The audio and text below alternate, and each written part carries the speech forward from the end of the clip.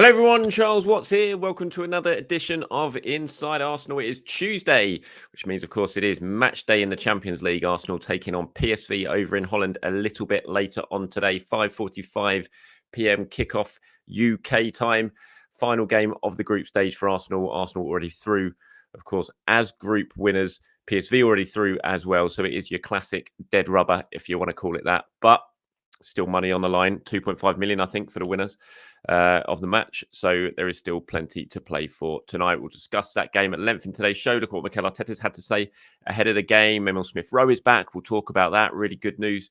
Great to see him back in training. He's over with the squad. Could well feature today. Mikel's been speaking about Jurrien Timber as well. We'll look at who might play. I'll try and guess my predicted 11 for tonight as well. And of course, we've got a few questions and comments from you guys to get stuck into right at the end. So the big news, of course, from Arsenal yesterday was the return of Emile Smith Rowe to training. Here he is, if you're watching this on YouTube, at London Colney yesterday, joining in with the group.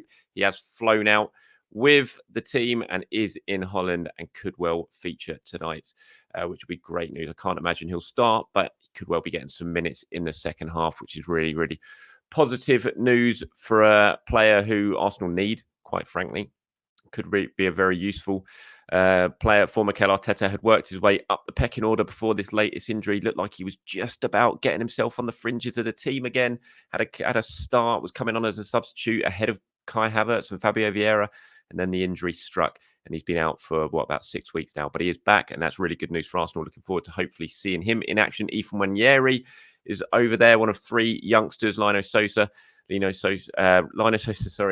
Nwaneri and Raul Walters have gone over and could well be involved at some point tonight, which is good news. No Gabriel Martinelli, he is ill, so he hasn't travelled. So you can add into the likes of Thomas Partey, Jurrien Timber, Fabio Vieira, in terms of players who are not available for Arsenal today. Mikel was speaking about it. There's been lots of talk in the build up to this game. I've been talking about it. You know, what should Mikel Arteta do here? Is this a just play all the kids because it means nothing? Or, you know, how are you going to approach this game? He was asked about it in his press conference yesterday about resting senior players for the game. He said, we have 5 or 6 big injuries, so we are already a bit thin. I don't know in different contexts what I would have done, but as well, I want everyone together and everyone together with a mentality to win. I want to see in the tummy of the players tomorrow that although the job is technically done, it is not completely done. Our duty as representatives of Arsenal is to win every game, and tomorrow we need a big performance against a team that is going to make it very difficult,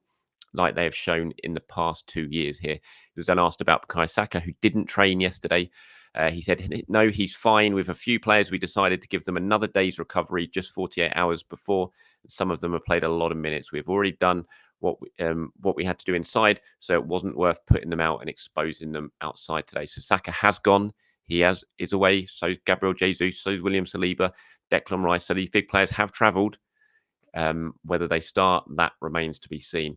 But yeah, as Mikel says there, when he says, but as well, I want everyone together and everyone together with the mentality to win. I wonder if that's a little sort of hint towards his thinking for tonight's game. Yes, he's taken the squad with him, the big players with him, but more just to be together in the squad rather than to actually feature when it comes to the starting 11, because I'd be very, very surprised. There might be 1 or 2, mainly out of necessity than anything else, especially when I think of the centre-backs. But other than that, I think it's going to be widespread changes for tonight's game. On Mikel Arteta, on Emile Smith Rowe, this is what Mikel Arteta had to say in terms of how he's been through the latest injury. He says, what he's been through is part of the experience that 95% of footballers have to go through. That's difficulties, injuries, setbacks, and different kinds of performances too. He's back now, and he can use that in a very powerful way. He'll be a much better player.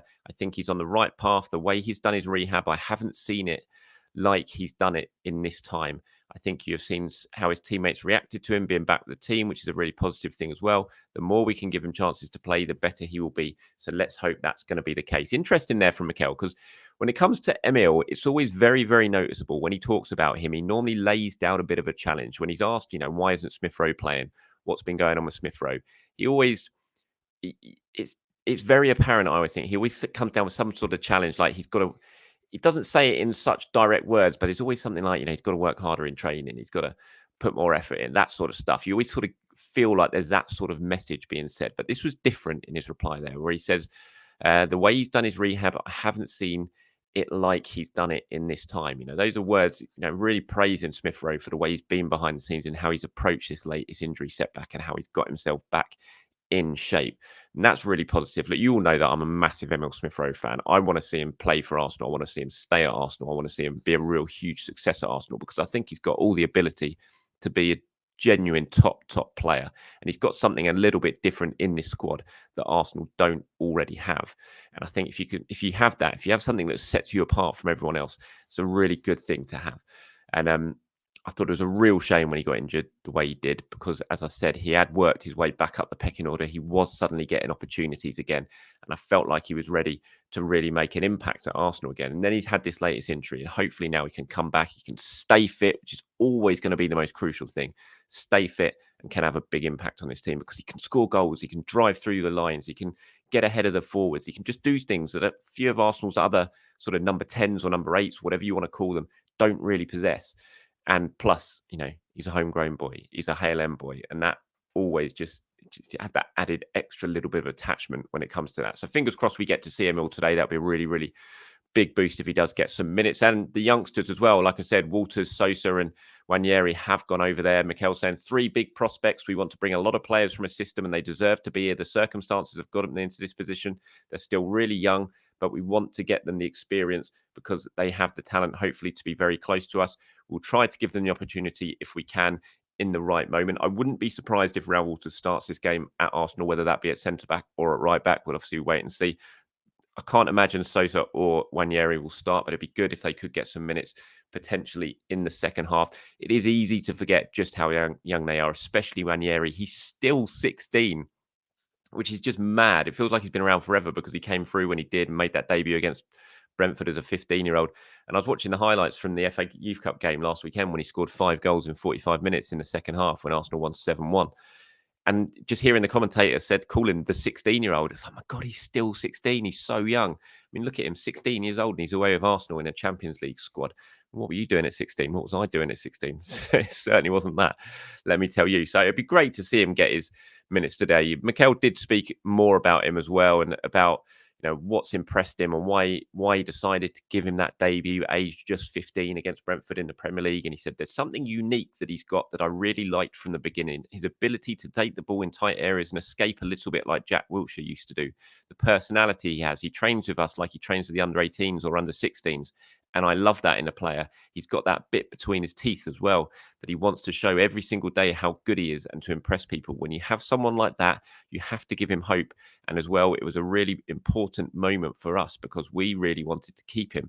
And I think it was a strange sign for him that this is the place for him to develop. Yeah, and I do think it was definitely a big part of giving him that debut against Brentford and showing him that he is in around the first team was, of course, what was going on behind the scenes at the time with Chelsea, Manchester City really circling, trying to get Nwaneri to sign for them and to commit to them.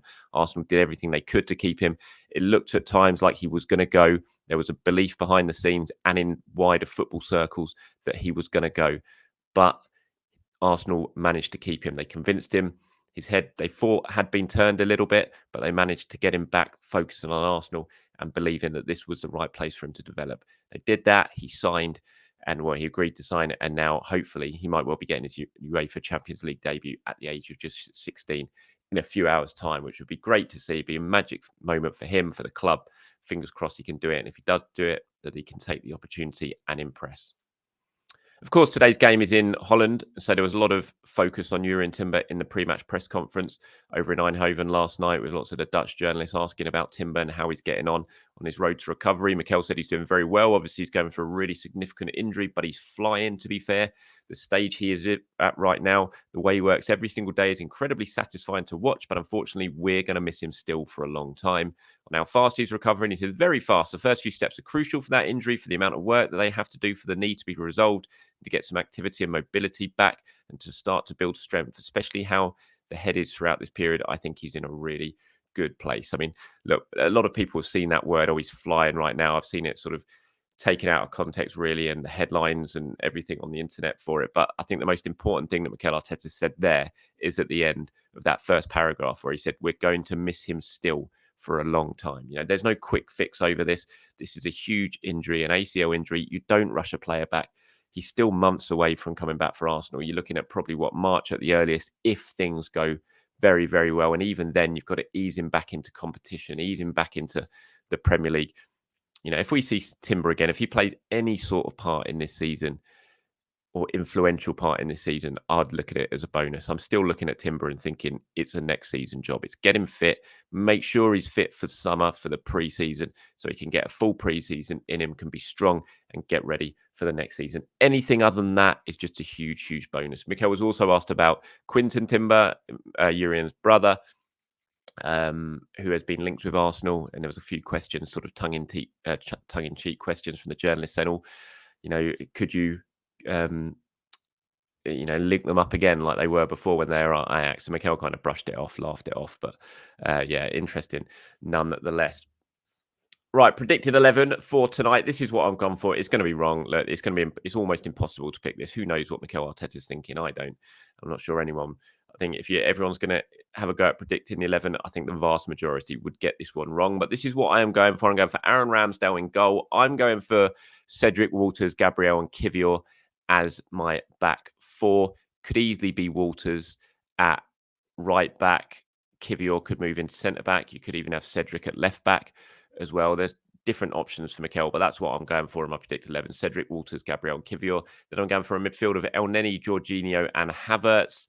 And then Nelson and Nketiah and Trossard up front. There's different options that Mikel could use. Obviously, you could potentially, would he start Smith Rowe? I doubt it. I think you'd probably ease him in. You wouldn't throw him straight into a starting game.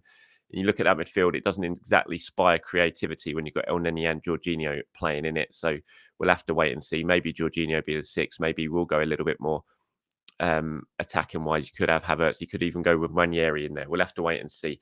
But that's the predicted 11 that I've gone for. Quite a few of you have been getting in touch over the last 24 hours saying what you want to see tonight. Tommy at the top there says his starting 11 would be Ramsdale, Walters, Saliba, Gabriel, Kivior, Elneny, Jorginho, Trossard,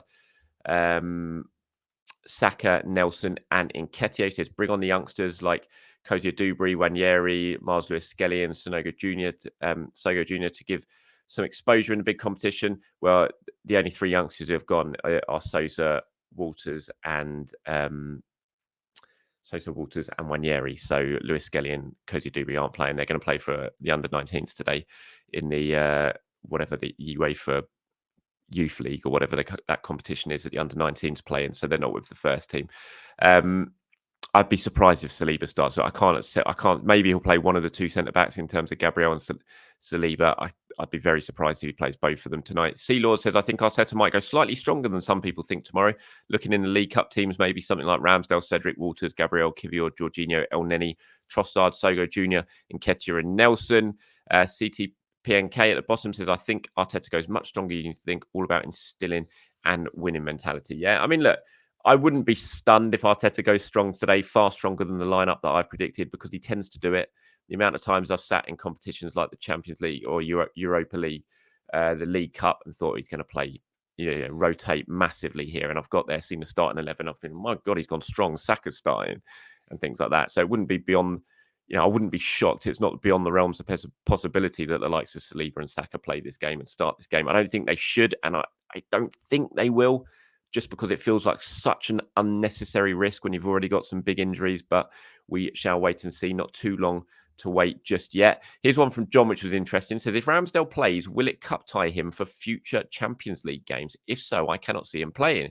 He is good enough to play for most other Champions League teams, so he should not hinder his future by playing here. I think he could move to a really big European side, maybe even Barca. It'll be a mistake from us, but hey-ho, MA has made up his mind, and bear in mind, we already have made big mistakes on goalkeeper sales. I mean, it would cup time, yeah, but as I've said before, I still don't see Ramsdale leaving in January. I think he leaves at the end of the season. I just don't see why Arsenal would entertain it unless a huge, huge offer comes in. But I think he'll play. I'd be very, very surprised if David Raya plays this game. I think Aaron Ramsdale will come in and he will start. I don't think being cup tied will come into the equation for him or for Arsenal, to be honest. I think he'll want to start as well. He'll want to play in the Champions League for Arsenal.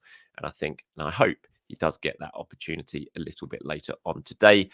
Here's one from Ren Augusta 2200. Says, hi Charles, what do you think about Ben White's performances this season? It appears to me his level has dropped compared to last season. I thought his defending against 3 goals we have conceded so far have been poor. Rashford at the Emirates, one of Luton's goals, and the Villa goal. All 3 of those goals he could have got closer or at least blocked the shot. Maybe I'm being too harsh. What do you think? Hopefully Tommy comes back and stays fit for the February-May games and Ben finds his form to help improve our defence. Yeah, look, I think Ben's probably...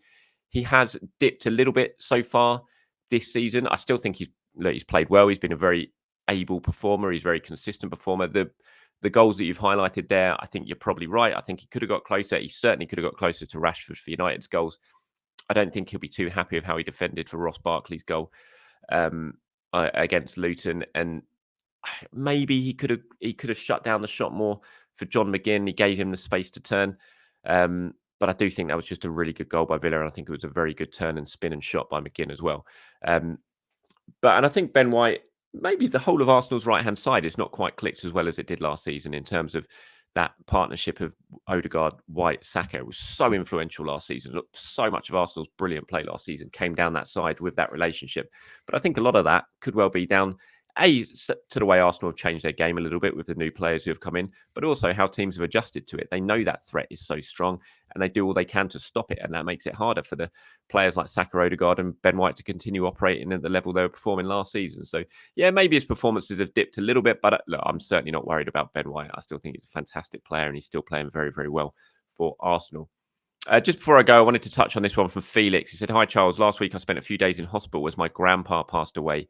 And I wanted to let you know that your daily videos and also your extra time ones brought a bit of relief to escape during quite a sad time. Thank you. I love your videos. Keep up the great work. And also thanks to James Bench. He should wear his leopard jumper next time he interviews Arteta. Come on, you Gunners. The season is far from over. With Havertz finding his feet, we believe we can really start doing something quite beautiful. Thanks for the message, Felix. I did reply in the comments to you on this when I saw this one yesterday when I was looking through them. Just want to pass on my best to you. So really sorry for the loss of your granddad. Sorry for what you've gone through the last week or so. And I'm glad that these shows and these videos, these episodes have, as you said, sort of provided a little bit of light relief during what must be a really difficult time for yourself. So look, best wishes, mate. I hope you are well. And yeah, I hope you've enjoyed this video as well today. And you have a great day today and you enjoy the match later on. All right, everyone, thank you very much for your time. As always, do appreciate it. Enjoy the game later on today. If I get time, I will do a player ratings video after the game. But if not, I'll certainly be back tomorrow to look a lot more in depth into what's hopefully going to be a last group stage win for the Arsenal. Have a great day, everyone. I'll speak to you soon.